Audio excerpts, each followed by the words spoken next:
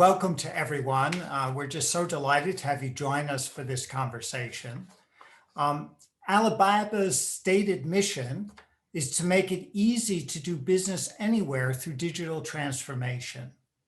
As a multinational technology company, it offers data and platforms across e-commerce, logistics, cloud computing, digital media and entertainment, venture capital and investment, and health.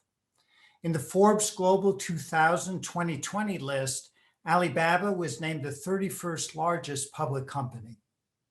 All this for a business founded just over 20 years ago by Jack Ma and his friends and students. Daniel Zhang, today's guest, became CEO of Alibaba in 2015 after a stint as COO and succeeded Ma as chairman in 2019. Our connections to Daniel come via Tianchao Chen, who hired Zhang as chief financial officer of Shanda Interactive Entertainment in 2005. It's been quite a journey since then. Alibaba has thrived under Zhang's leadership, even through a pandemic and an antitrust investigation. In Daniel's own words, when people say AI, we laugh and say that it is us. It's Alibaba intelligence because data and technology power everything we do. He has been named Business Person of the Year by Fortune magazine and one of the 100 most influential people of 2020 by Time magazine. Daniel, thank you for taking the time to join us, and please join me on this virtual stage. It's great to see you, Daniel, and we really appreciate it. Of course, it's morning where you are and evening in LA, but thanks to technology, we get to cut across these barriers. Being head of an educational institution, I wanted to start with a question about education. So can you tell me how your education, your degree in finance from Shanghai University of Finance and Economics, prepared you for your current role? Well, actually, I get all my education in China, and after I graduated from the university in Shanghai, I joined the accounting firm Arthur Andersen back to 1995. So when I think about my campus life, I think what impacted me most in today's career life is about learning capability. I think because today, yes, I have some finance background, but now I have to lead such a big organization, such a huge businesses covering many sectors. Actually, it's not about like what did you learn from a specific major in the university. It's all about like what you learn and how learn about the learning capability. So when you come across some new things, new business, new opportunity, can you identify the opportunity and hit the pain point of the customers and get the opportunity from the market? It's all about can you learn quickly and can you hit the key point quickly. So if I recall my life in the university, I think that's the most important skill set I learned from the I think even more important compared to the majors and technologies and the skill set I learned in the university. So, I think that is exactly what we want to train our students to do, is to have the confidence to be able to use their baseline of information and then go out and explore the world and learn. In fact, I joke sometimes, I'm a physicist. I took the wrong P major. I should have been a psychologist for the job I have. So I wonder how you think about learning about interacting with people, motivating people. How do you approach that? Well, that's a good topic, Tom. I like what you said. I think as a leader, it doesn't matter in terms of leading a university or leading a business unit or leading a small group of people. It's not only about the working technology, working skill set. It's about the people skills, the people skill set. So how, but I think this is, I think in my life in the campus, I think I started to learn some uh, people skill set, but it's not all. It's all about the life experience. Mhm. So I think maybe I can say that to join some communities in the campus, to have some social activities, to have more chances to interact with people is important. Yes, that's important. I will encourage young people to spend more time with others in the campus, have more friends, especially have more friends in different sectors, not necessarily from your same class. So, but I think it's more important over time when you start your career, you have more chances to deal with different people with different background and even culture. And I think it's more like an on-job training, the real training. I mean, and over time, I would say you have to uh, to to to to once again to think about it's to how to lead a team and how to interact with people is even more important than how can you accomplish something by yourself. Mhm. So I think I would say maybe back to my life with Shenda, with Tianqiao, I would say that's because that's the first corporate after I spent like 11 years in accounting firm in China. You know that as a professional and as a senior staff, as a senior leader in a corporate is quite different. It's Mhm. quite different. So you have to deal with many people from different business and from technology side, from business side, from marketing side, and from different, I mean, business partners. So it's very important to enjoy your conversation and enjoy the difference you identify when you deal with different people, rather than just think about I want to find the same people like me to work with and to do business with. So I think that's on job. I mean, it's a real experience, but on job training, and it's a lifelong journey for learn how to develop the people skill set. Yeah, I think you put it beautifully. I mean, part of the attraction, I think, of my job, and I imagine your job, is you have an excuse, if you will, to go talk to lots of different people who have very different perspectives, very different backgrounds. And usually they'll talk to you. So it's helpful that way.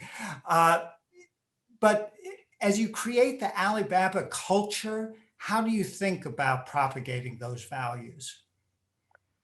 Well, I think of in Alibaba, I think in all the other great companies, I think culture is a core to the company. And yes, we have different people. We have different people, as I said, with different perspective, with different experience and culture, and even religion, right? But I think we need to go back to the core of the heart. So in Alibaba, we value our people from different angles. Like we value this positive, goodness, sincerity, and integrity. I think I think all of these things. I don't think it's relevant to a specific, I mean, experience. It's all about back to the heart of the people. So we want to encourage people to share these goodness and integrity and positive with each other, and keep the world simple, and do things in a simple way, and have the conversation in a simple way, in a direct way, and uh, and so I think that's the core value of Alibaba. And beyond that, I think we can then we can talk about innovation. We can talk about how to motivate young people, because with this, then you have a strong, common strong base for all the generations, for all the people from different countries, from different backgrounds. Mhm. So Alibaba has grown so fast. So can you comment a little on what it was like 10 years ago compared to what it's like today? And then maybe even tell us what it's going to look like 10 years from now. Well, Alibaba was founded by Jack Ma and 18 founders in 1999.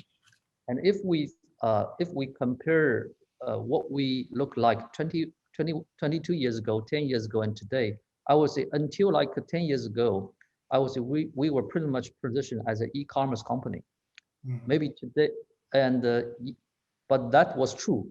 At that time, 10 years ago, we were truly a e-commerce company because our main business is the online retail marketplaces and online wholesale marketplaces, domestic in China and internationally. But in the recent 10 years, uh, we invest in technologies, especially in cloud computing, starting from 2009. And now we don't think ourselves, and people don't think us as purely a e-com company. Yes, we still have a very strong consumer marketplace. We have very good, consumer reach, all digitalized. But now I think we position ourselves as a infrastructure service provider, including commerce, including logistics, financial services, and cloud computing to all the business partners want to achieve a digital transformation in this era.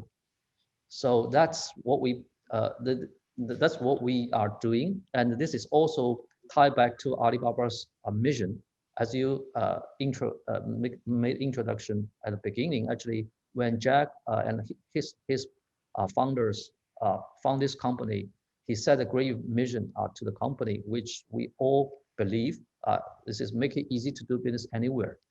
So when I took over Jack's job 2 years ago as chairman of the company, in Alibaba's 20 years anniversary, we have a great, a gathering. At that time, I said to all my staff that how to accomplish this mission.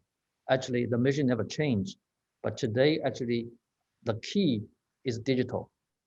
So the digital infrastructure we build up actually is the answer in terms of how to fulfill our mission to make it easy to do business anywhere. It's about digital technology. So when you described a process of making pretty massive changes and build out in terms of the business model. So how do you recognize those opportunities? How do you deal with risk? When do you decide to pivot or keep going the way you are? Do you have a kind of philosophy about that or an particular approach? Well, it's yes, we have to think about, I think first of all, we have to think about the general trend, the perspective. And just take example, like back 10 years ago, when we, I think 10 years ago, when we started the mobile transition, because at that time, before like 2011, is more like a PC world, right? Now everybody was living on the mobile phone. But when mobile internet coming, and I remember we decided to switch to mobile strategy. Aggressively, because I think this risky because at that time all our business, like our consumer business, e-commerce business, all on PC. But how can you switch your customers from PC to mobile? I think you need a big investment, and you have to even take some pain, in the short term. But this is a general trend. As long as you strongly believe that's the future, you have to invest. And you don't, it's, time is very, cautious.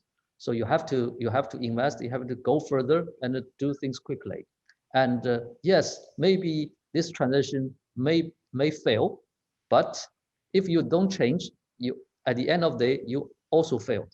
So either way, you have the risk, and then why not you take a very solid step and try and make and have strong commitment and bet for the future. I always said you have to bet for the future, right? Mm-hmm. And so you were on a particular trajectory, and then of course the pandemic hit. Can you talk a little bit about how you managed the company through the pandemic and what you see coming out of the pandemic? Well, the pandemic changed the whole world, including Alibaba. But we are a little bit, lucky because we are in China, and due to the very effective control, measures in China, I think it's a quite, safe environment. But back to the beginning of 2020, China was the first country this pandemic started. But as a company, I think what we do is like for every other companies, we take care of our staff and take care of our employees and do whatever we need, because at the beginning of this pandemic, some of we had some more than 10 staffs who was test positive, I see. and Wow. so it's quite emergent. That was quite an emergent, I mean, situation. But fortunately, we can get this control and no spreading to others. So situation is good. But I think as a platform company, actually we were very busy during the pandemic, because we don't want to just take care of our staff. I think that was the best time for us as a platform company to take more social responsibilities. So I would say actually during the pandemic, we basically did a couple of things. First is like use our trading platform first to sourcing the PPEs from other countries and get them back to China. That was the first phase. Mhm. And the second phase, when China under control and the emerging situation in other market, and then we start to help the foreign partners to and other countries to get the PPEs from China to the world. So I think that's about our trading capabilities. On the other side, in China, we use our AI technologies, use our technology platform to help the hospitals, help the local government to deal with this emerging situation. And we do have some we call new retail, but this is our online offline integrated, I mean, omni-channel operation. So via this operation is all relevant to day-to-day needs and the day-to-day necessities. So with this, we keep our supply and to the people in the local community. And also our logistics system until today still work with the UN to help their sourcing from China, because we provide the supply chain services, help them to deliver the sourcing from China to all the other destinations in the world. So uh, a lot we did, but I think it's once again that's a very important uh, uh, moment for us to leverage the infrastructure service we build up, leverage the platform we build up to serve the society, to I think to tackle the challenge for all the human being. So do you think that people look at Alibaba differently because of this?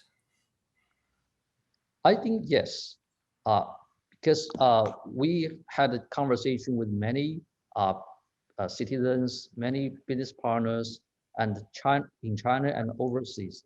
And I think because of what we do, people realize that oh, Alibaba's business is so relevant to the day-to-day life of the society, so relevant to all of us.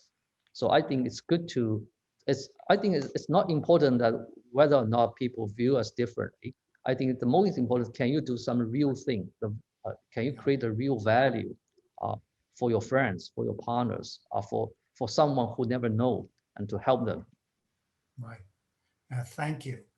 Uh, of course, this last year has not only seen the pandemic, it's seen the antitrust investigation. So I was wondering how that's going to affect Alibaba and how you're thinking about moving forward from that. Well, we accepted an antitrust investigation by the Chinese regulator starting December last year, and we got the final decision in April, and we said publicly, we reiterate our position. We accept this decision with sincerity and determination. because we truly believe as a platform economy is a new thing, not only to China, but to the whole world. And you can see that how big platforms grow in the US, in China, in Asian market.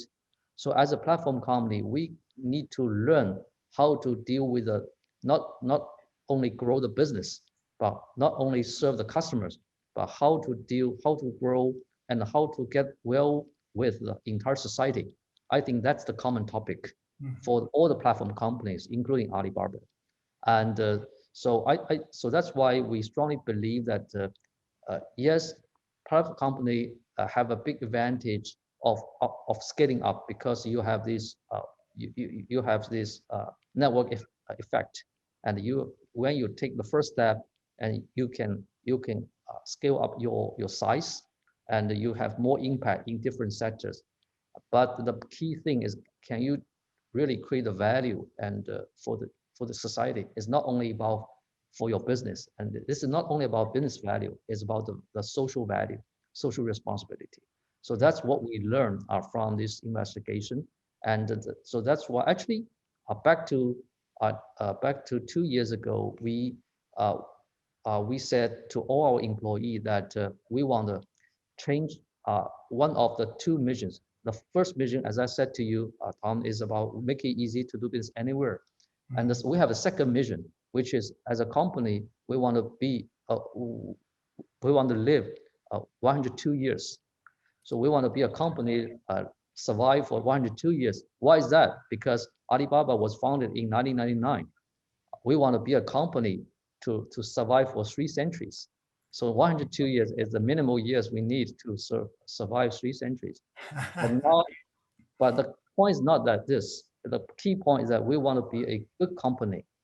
We want to be a good company to survive for 102 years. So we emphasize to be a good company, but this good is not like we think we are good. It's all about, as you said, how other people receive, and from their eyes, from their real experience, can they get the benefit from a platform company like Alibaba? So that's what we think and what we do.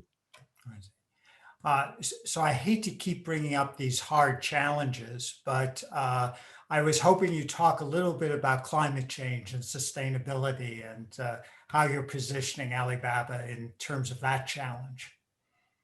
Well, I think once again, this is also a big, like a pandemic. I think this is a common challenge for the human beings, and all the countries, and I think including China, set a very big goal in terms of climate change and environmental protection, and it's all about sustainability.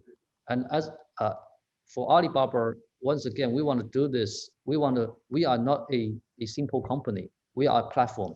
So all we think about is, can we leverage the power of the ecosystem, or leverage the power from all the participants in this platform to have to do something different.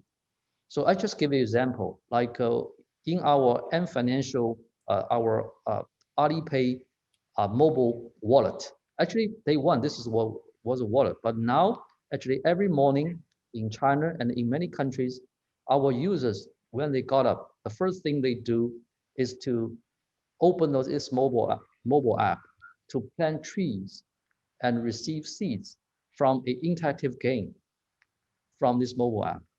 So the purpose of this is actually a social program we developed.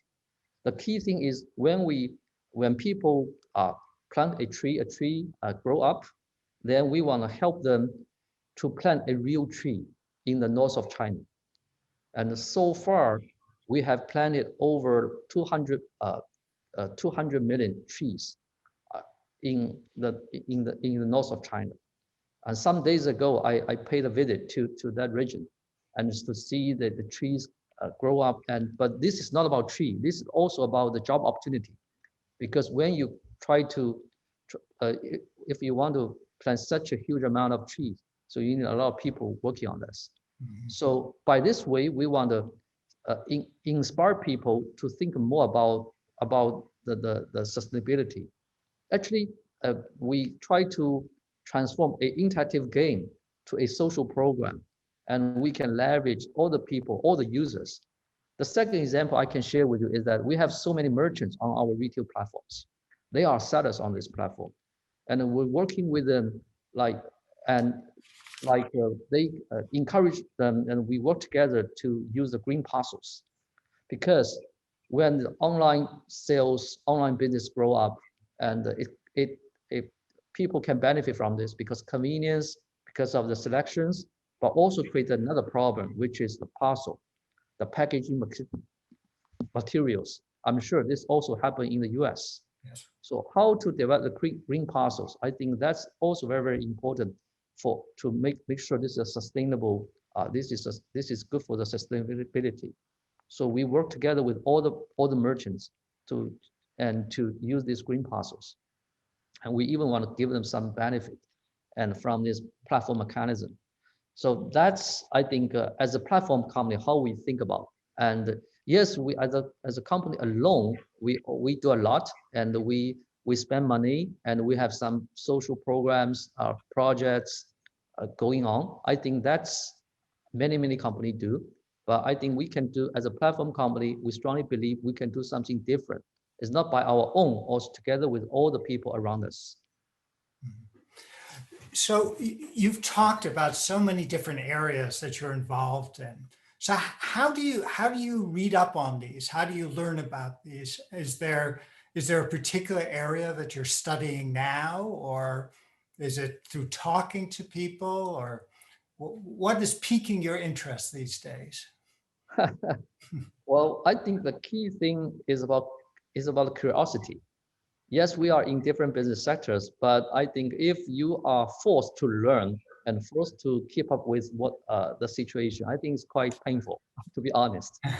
I would say the key thing is because you are in such so many different sectors, and the world is changing so fast, the technology is developed so fast, and you have to keep up with the situation and learn the recent technology, learn the recent business model, and enjoy the recent consumer life. That's very important to us as well. So you have to I myself, I always said to my people that I want to be a ordinary consumer, and I can walk on the street, I can go to a restaurant, a small restaurant, I can go to the cinema. I'm enjoying the life, but at the same time, I'm an observer. I observe how other people behave. Is their behavior changed? So maybe there is some pain point we can identify to upgrade our business, upgrade our service, and how technology apply to the different sector, apply to the financial services, apply to logistics, apply to the utility services. Then is it opportunity for us to upgrade our solution in the cloud computing? I think that's all about curiosity. Yeah, we certainly sympathize with that and have that same approach, of course, at Caltech. And it's both exciting and challenging, I think, to get enough breadth to understand where the trends are going.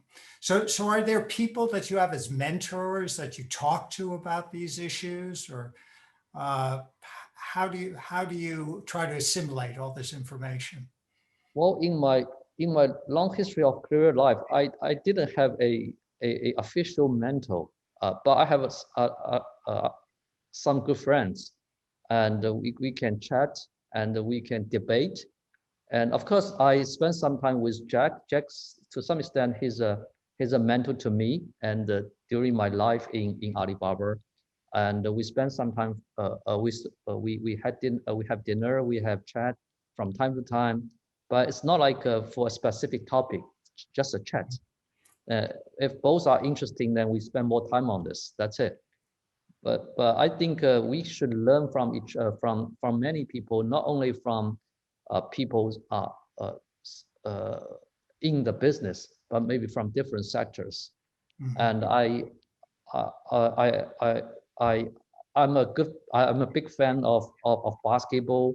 I'm a big fan of I'm a good reader. So I think from these experiences, you can also learn something different. But actually the core actually is the same, and everywhere. Apply to the business, apply to the life is the same. So we have lots of questions from the audience, but before I let you go with my opportunity to ask you, you brought up basketball. So are you the kind of basketball player who drives the lane or takes the 3-point shot? Well, I prefer to three-pointers. So I think that's it's all about your style to reach your goal and resolve a problem. I think if we can go straight ahead to a point and we can get it very sharply, let's do it. I think it's yes, you need a power. It's more like a dunk. Is like it's a very very amazing show of power, and even sometimes the violence. but I prefer to resolve a problem like a 3-pointers. Okay, so I will know when if we ever get the chance to play on the By court. the way, Look by the out way, for it. by the way, Tom, I used to be a big fan of Reggie Miller.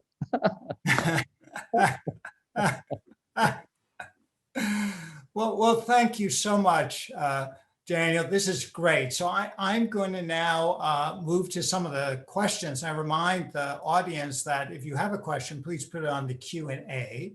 And the first question I have here is from Kai Shen, who's a PhD 2010.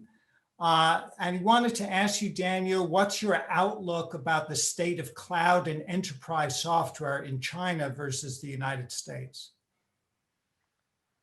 Well, I think that's a business question, but I'm happy to answer. I think the first of all, the landscape for the IT environment in China and in the US is quite different. In the US, with very advanced, base in terms of the IT penetration, but China, I think it's not that in this stage. It's more like China go straight ahead to the cloud. And because for many companies, they don't have very sophisticated IT solution and software solution. But now I think cloud actually wake them up and they realize the importance not about the cloud, it's about the importance of the usage of data. So they realize the importance of data and realize the value of data. So for these companies, they go straight ahead to a cloud era. I would say cloud era. And I think that's the biggest difference if we compare US and China. For US, it's more like starting from the migration from traditional IT infrastructure to the cloud IT infrastructure. Then think about the more solutions. But in China, it's not, maybe for many companies, no migration at all. They go straight ahead to think about, can we better use the data and create the value for the customer, for the business. So I think these solutions and together with the cloud happen, simultaneously. Very good. Thank you. From Alexander Zlakba, artificial intelligence is rapidly advancing, and you've talked about that, certainly. Many notable individuals have voiced concerns about the potential for AI to become more intelligent than humans. Do you think this is a possible scenario in the long term?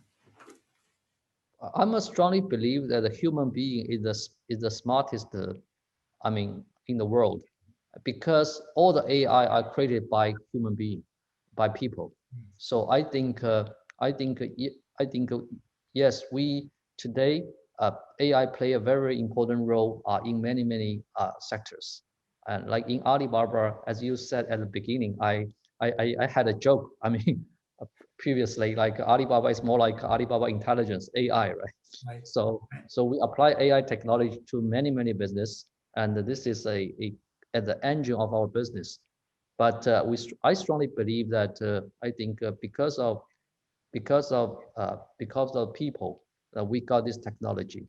So we need to make sure this technology is make good to the whole world, and the technology is developed by people to the more advanced stage. But at the end of the day, people is still the key. It's not about it's not a machine. And I think the key thing is about emotion, because it's not only about the effectiveness, it's about emotion. I see. Yes, and is a very interesting point. Of course, some machines do try to mimic emotion, the famous Turing test, but That's right. it's That's right. very different qualities. You know. Right. So Joe Reeves asks, at what point do you have certainty on your predictions on the future? Well, that's a hard one, but maybe an example of how you feel convinced about the predictions you're making, which may go back to our discussion about accommodating risk and when you pivot and not. Well, I think the key thing, the very, very sure, I mean, perception is that we are going to a totally digitalized era, and all the people's behavior, all the tech, all the business are digitalized, and so I would say in this regard, I would say the whole world is becoming more intelligent, and how can we uh, tackle this? I mean, to identify the opportunity in this, I mean, intelligent world, and help the business, help the people be more intelligent. And I think that's the, from that angle, you can find a different, I mean, many, many, many opportunities in different sectors. And, but once again, at the end of the day, we have to get back to people's experience. It's not about business, it's about the people's experience. Thank you. Su-Quing Ji, postdoc in physics, and Serena Yan have a question about work-life balance. And so this goes to your employees and how you think about motivating them and keeping them happy. In recent years, a small group of people are quite worried about the 996 work style, basically working from 9 a.m. to 9 p.m. and 6 days a week. So they want to know your thoughts about 996, but I think more generally about how you set expectations for your employees and keep morale in the company up. Well, first of all, I would say because now 996 is quite, I mean, quite it's a hot topic. It used to be a hot topic for many people, but as a company, we never forced 996 to our employees, and we don't even request our people to go to work at 9 a.m. and stop at 6 p.m. because the nature of our business, and we can work, especially after, even before the pandemic, for many companies, they start to change their working style, I mean, and go digital, and after pandemic, they have to. But before the pandemic, because we are running a digital business, so all our operations are digitalized. So we don't have to request people stay somewhere and work for like 9 hours like that. It's all about your style. You can work early, you can work lately, as long as you get things done. That's it. So we never say that you have to stay at work for like 6 days, 9 hours a day like this, 12 hours a day like this. But I would say, but we often tell all the people, like, it's about your choice. So you want to work harder, and maybe you set your own personal goal, and you want to achieve that goal, and you work harder. But maybe sometimes you want to enjoy your life, and you will take your vacation, and you will take an easy job. But this is all depend on what you need from your heart. So I think that's a fair decision. And today, I think for different generations, for different for people with different background, they may have different choices. We understand and we respect. I think we have to respect people's decision. But I think it's all about it's like the more you invest, maybe the high likelihood you can have higher return. But the definition of return is so different. So we have to respect all the definition of returns. That's it. Right. And so I've heard that in Alibaba you actually have forums for the whole company where employees can express concerns and all. How does that work? And do these sorts of issues come up? Yes, we have a forum. We have an intranet on our intranet. All our employees, they have the access to this forum. They can share their opinion. They can raise their concern. They can post what they write. And we have a very, very important principle is that everybody can express their opinion on this forum. And we will never, never delete any of this. It's not possible. So we have to make it transparent. But people have to respect to each other, and the people can have different view, but they have to respect to each other, and they can share their opinion. And actually, in recent months, we have many discussions on this forum in terms of the staff welfare, in terms of these promotion policies, in terms of, like you said, the workload, things like that. And I myself actually had have every month I spend some time with some staff, junior staffs. We pick from this forum. They maybe they share a post, get a very big feedback, and all their opinion are very unique, and it's very productive and to the company. So we think it's a good suggestion.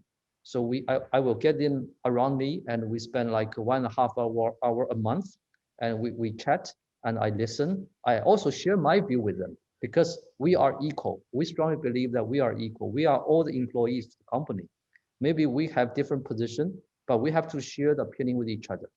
And I listen, and you also listen.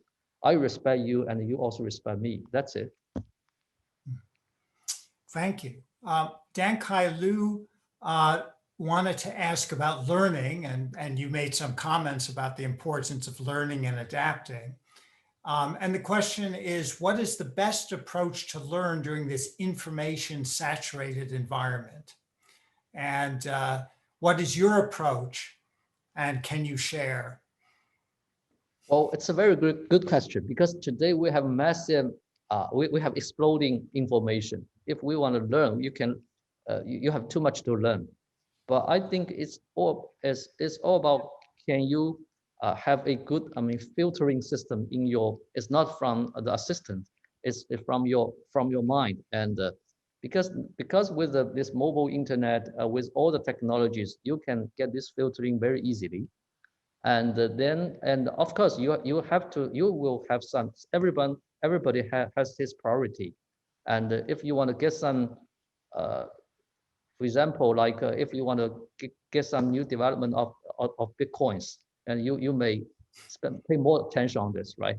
So if you pay more, if you focus on cars and autonomous driving, and then you may pay more attention on this. So you need a very good filtering system, and then make sure you first get enough information, but then you can filter and take a very specific approach, and to go deeper.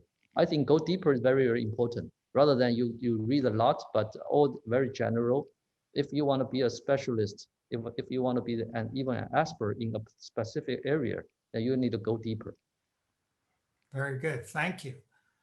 Teresa Engelhardt asks, have you found acquisitions a good way to build your platform, or has Alibaba relied mostly on in-house development? Well, we do both, actually. When we want to expand our market, and if we think this technology is good to us, but due to the time efficiency, maybe acquisition is a better choice. At that time, we do acquisition. But I think acquisition is not about business. Actually, it's about people, once again, because you have some new people join your organization. As how to, I think integration is very important when we talk about acquisition. And we pay. But if we see some chances, we first think about, can we do it? In-house. Can we offer this opportunity to our own staff? Because this is another kind of like acquisition and investment, right? Option number one, you invest others and you make acquisition. Option number two, you invest your own people and develop your technology, your business by yourself. So with the equal chances, then we prefer to leaving the opportunity to our own staff, to our own people. But if we have this strategically importance in terms of timing, in terms of market expansion, in terms of technology development, yes, we go and do the acquisition from time to time. Right. So this as a follow-up, and this is also a question that touches on one that comes from Shimao Zhang. What about your own research institute, and what are your plans and goals for doing research in-house and the relationship of that to academia? Well, in Alibaba 3 years ago, we set up our research lab. We call it Davidow Academy, and it's a Chinese name, but it's a research lab. We recruit many talented people in China and across the world, and we also have some people joining us from the US. And we set up a couple of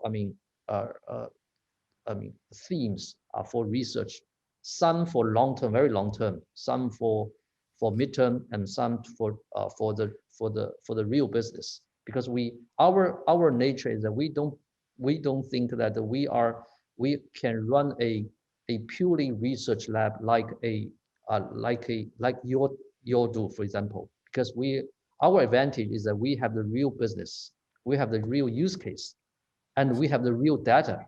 That's the most important thing. We have the real data. So can we take advantage of what we have and facilitate the research in a more efficient way? I think that's what we think. But once again, for a company, for a corporate, we also want to make sure that we do the thing for the long term. Because if you always think about apply to the business, that's all about short term, because it's all driven by the business needs. Why not you do it in the business rather than a research lab? So every month we have a meeting to review the topics, the themes teams want to do, but we try to keep something unchanged for the long term. And when you say long term, what time horizon are you thinking of? I think it's about like tens of years. Tens of years, yeah. Mm-hmm. Yeah. Thank you. You mentioned Bitcoin, so I have a question here about this too from Ucha Uba and Hang Liang and Yushin Liu.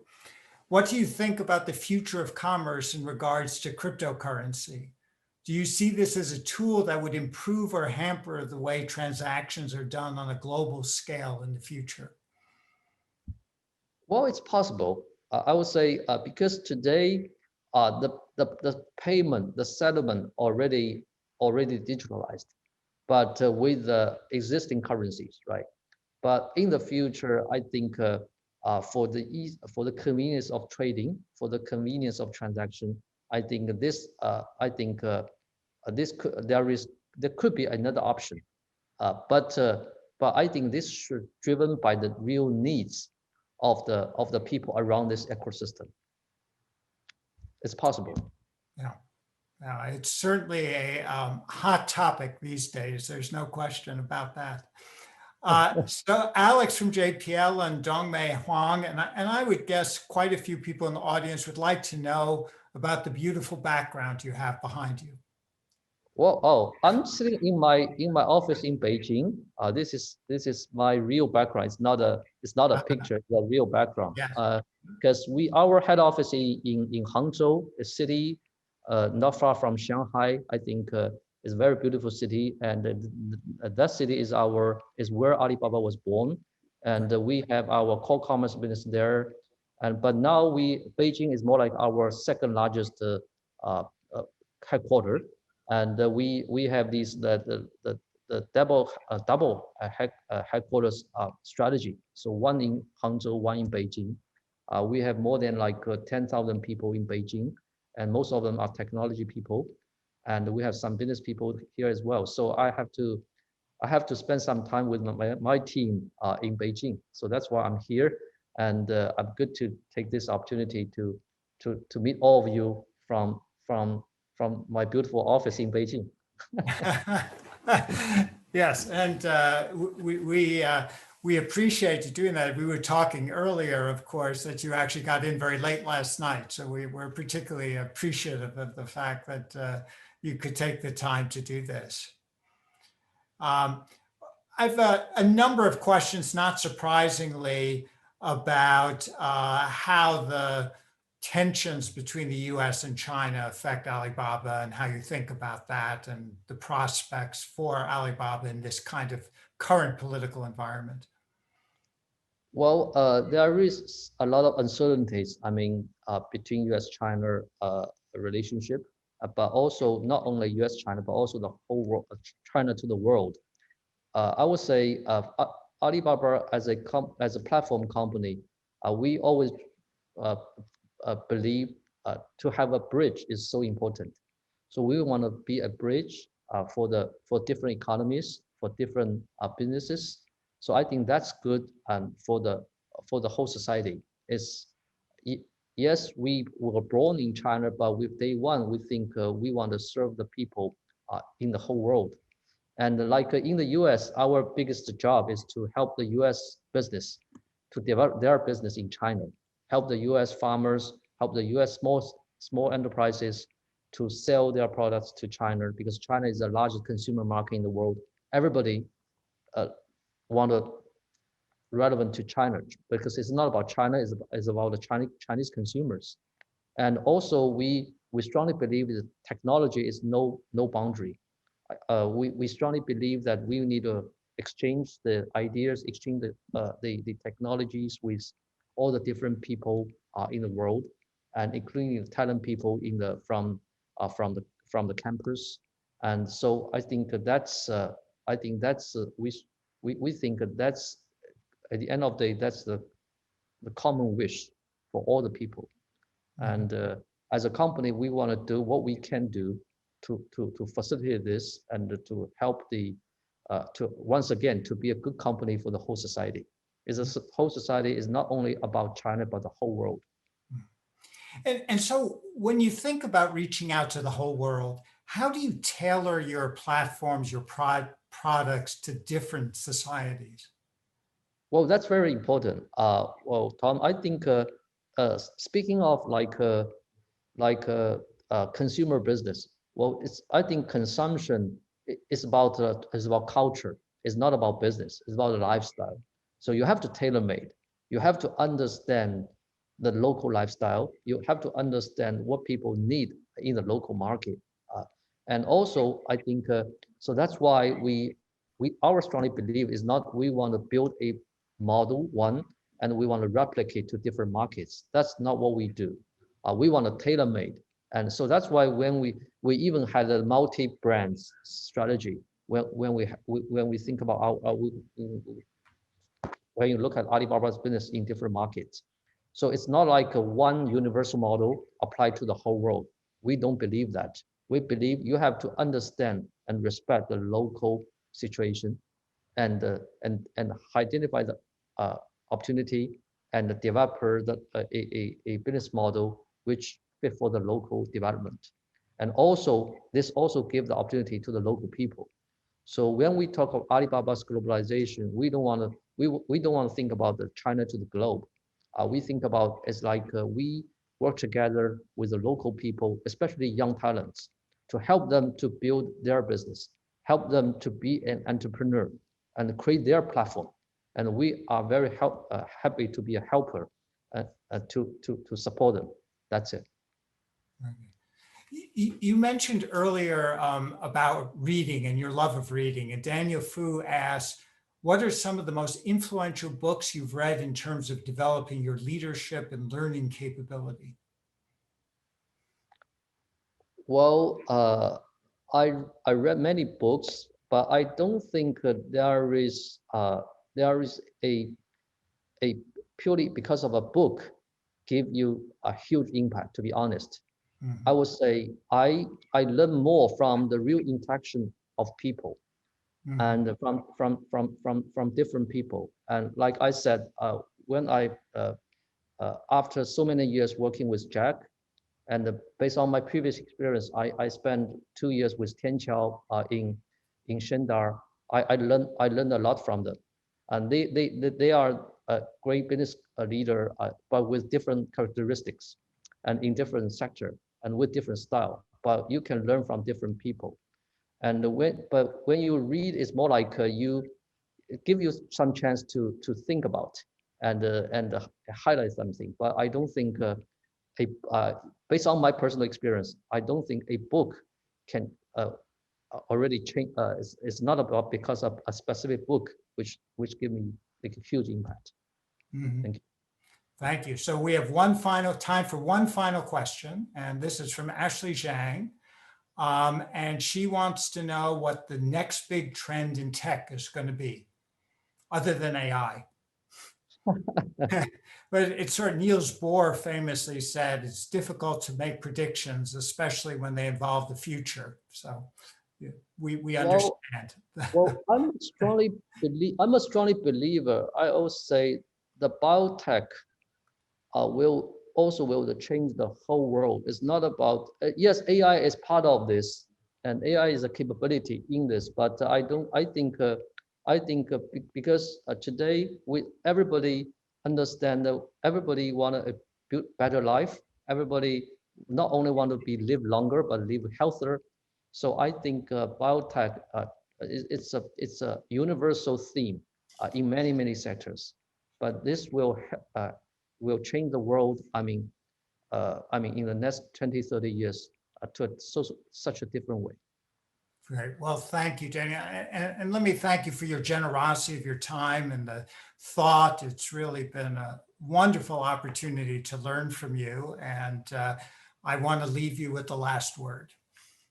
Thank you, Tom. Once again, thank you for Caltech for having me in this conversation. I think I'd love to spend I highly value my life in campus, and from time to time when I have a visit to some other cities, then if I have time, I prefer to having a work in the campus and enjoy the fresh air and enjoy some conversation in interaction with the young people. I think today is a very good opportunity to meet all of you. Even I cannot see all of you except for Tom, but I think it's good to have these virtual tools supporting us to get together.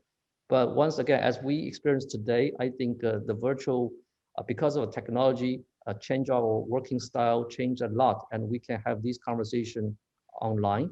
But I think I look forward to meeting many of you in person in the future when everything back to normal. And I think in-person interaction still very important. And technology can be a good supporter, but cannot fully replace of this interperson experience. Once again, thank you for joining me, and it's good to meet to spend time with you, and look forward to seeing you in person in the future. Thank you. Look forward to seeing you in person, and thank you everyone for joining us.